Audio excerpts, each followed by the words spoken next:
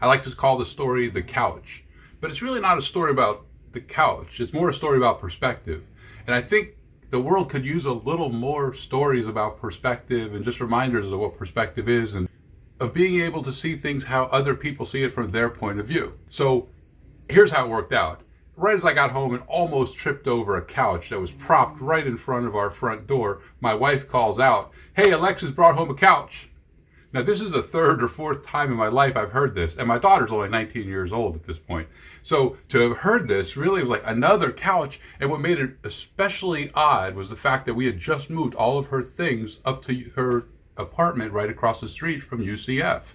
It was a good hour drive, and I felt good that we had got done with the last of the move because my AC in the van stopped working again. I drive an old 1998 Ford Econoline work van, and it's a long story of why that's my vehicle, but it is my vehicle. And when the AC stops and it's August and you live in Central Florida, it's a big deal.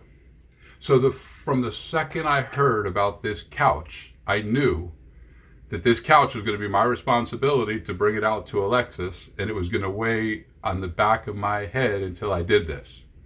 I also knew it probably wasn't as important for her because we had just brought everything she had out there. She just had a little extra room, so why not have the couch? Didn't quite mean as much to my wife because she doesn't know the feeling of what that van feels like when it's really hot in Florida in August and the AC isn't working. So in the back of my mind, I knew that I was not going to rest easy until that couch was dropped off.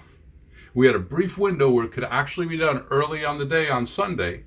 So we decided Sunday morning would be the time. Alexis, college student, I knew I didn't even need to ask her, but I double checked. Sure, she'd be home Sunday morning.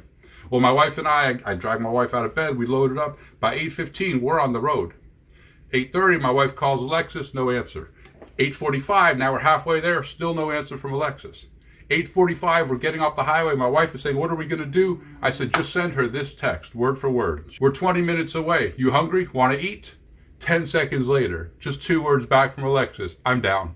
So anyhow, that was crucial because we couldn't have gotten buzzed into her apartment if we didn't wake her up. So now we get buzzed in. I don't even go up again. Alexis, don't bother soliciting any of her friends. My wife, she's a trooper. She takes the front end. I take the back end. We carry it up the flight of stairs, knock on the door, right at Alexis's doorstep. We've got the couch. I'm already thinking, okay, now we're pushing 9:30, 9:45. It's going to be warm by the time we're driving home. But naturally, as soon as we get the couch in, we sit down and talk for a couple minutes. But then Alexis brings up breakfast. Of course, breakfast. Now I'm like, okay, great. I'm really hoping for McDonald's. I know this is wrong, but I'm hoping for something quick, something easy, because I want to get in that van and I want to get home. My wife and my daughter don't and can't have the exact same understanding that I have about that heat in the van. Anyhow, she heard about a new restaurant called the Bistro, or something with Bistro in the name, that we ought to go check out. Really popular, really busy, everybody's talking about it. Okay, this is my only daughter. This is great, and I love good food. We go to the Bistro, there's going to be a 20-minute wait, unless we're willing to sit outside. In case you haven't figured me out yet, both Alexis and Helen were well aware of the fact that I was worried about getting in and out quickly. They turned to me, and when I said, "Yes, we'd like to sit outside," they weren't the least bit surprised. But us getting seated outside was only the first of a long line of catastrophes. And I don't have to go into all the details, and anybody that's been to restaurants has had things like this happen. But just for a few of them, we get seated by a waiter who is on his first day on the job, and the person he's supposed to be mentoring, shadowing, working with, ended up calling out, so he's completely flying on his own the first time he's ever worked. Obviously a very nice guy, and he seats us. And the way that he seats us, my wife and my daughter are to the back of the rest of the restaurant, the outside tables, and I'm at a place where I'm able to see everybody else. And I noticed that as he seats us, there's another family being seated by another waiter right next to us, and I'm able to watch. And from the back, I see what looks like a younger grandfather that's seated across from a boy. And I can only see the back of this, but the boy is in a wheelchair. And there's also, looks like the grandmother and the mother of the boy. Anyhow, the mother and the grandmother, I noticed they start talking, and the grandfather just starts right away just sitting down, paying attention to the boy, but I don't think much of it. He finally hands us the menus, asks us what we want to drink, and as I'm looking through the menu, I noticed the grandfather has some kind of cards out. And remember, I can't see the boy, but I can see from the wheelchair, this is not a normal wheelchair. This isn't one you take out, put in the car, collapse down. This is one of those permanent type wheelchairs where the person in it obviously is in this wheelchair all the time. And I can also see from the frame of the boy, he's very thin. And I can only see from the back of all this, but I noticed that the grandfather is playing some sort of card game with the boy, and he's so focused and in tune with him.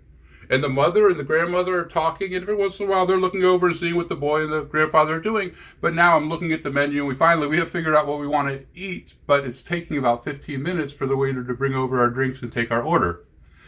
As this is happening, I'm noticing the time, like I will when I know that van is going to be hot.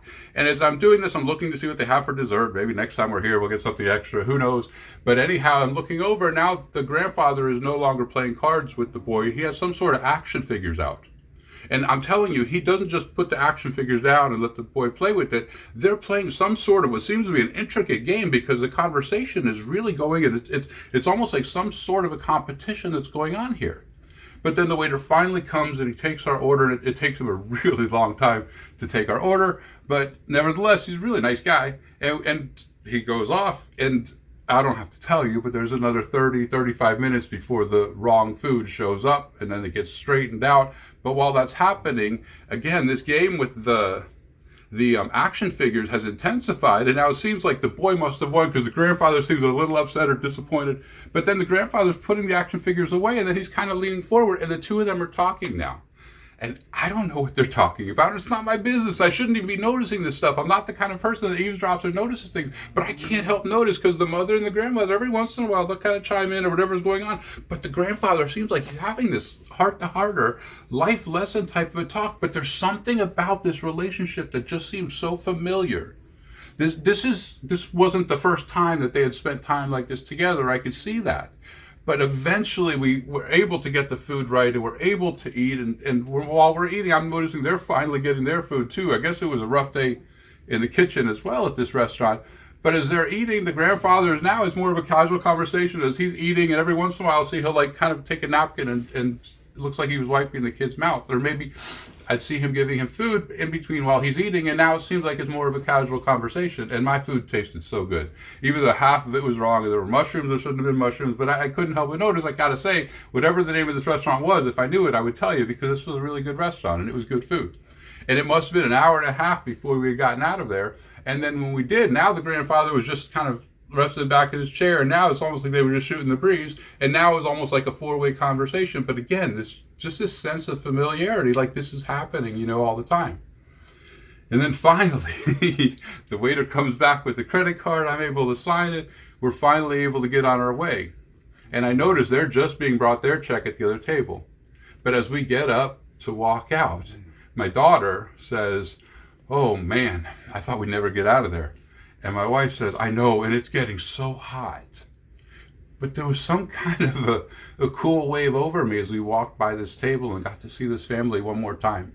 And there's something about the whole experience that made me so grateful that that young man has somebody in his life that cares about him so much.